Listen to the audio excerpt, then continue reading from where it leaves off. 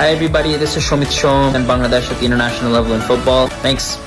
Bangladesh football এবং ভক্তদের ধন্যবাদ জানিয়ে লাইভে এসে একই বলেন কানাডা প্রবাসী ফুটবলার সামিত সোম। দর্শক বিস্তারিত জানুন সম্পূর্ণ ভিডিওটি জুড়েই।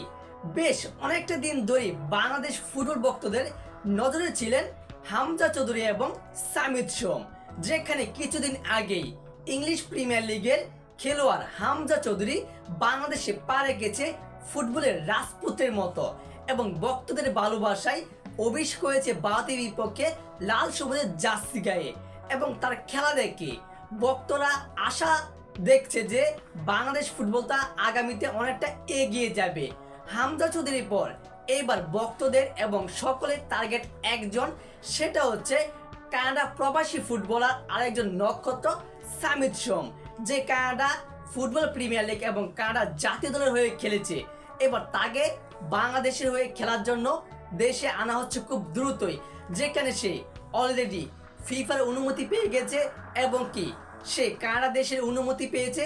তারপর তার পাসপোর্ট অলরেডি রেডি হয়ে গেছে, এবার শুধু তার দেশে আসাটাই বাকি রয়েছে।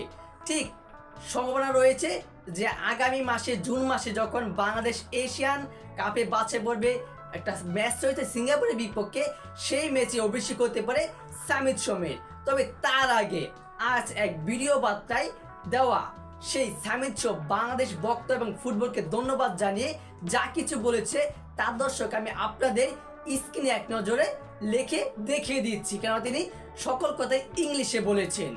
ভিডিও বার্তায় সামিত সোম বলেন, আন্তর্জাতিক পর্যায়ে বাংলাদেশের হয়ে ফুটবল খেলতে পারাটা আমার জন্য দারুণ রোমাঞ্চকর।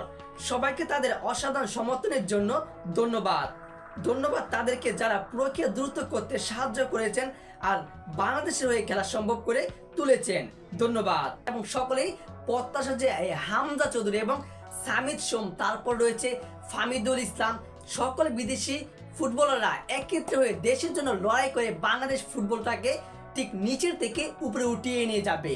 সো দর্শক, এই বিষয়ে আপনার গুরুত্বপূর্ণ মতামতটি জানিয়ে দিবেন কমেন্ট বক্সে। আর অবশ্যই ভিডিওটিতে লাইক দিয়ে চ্যানেলটি সাবস্ক্রাইব করে আমাদের পাশেই থাকবেন। ধন্যবাদ।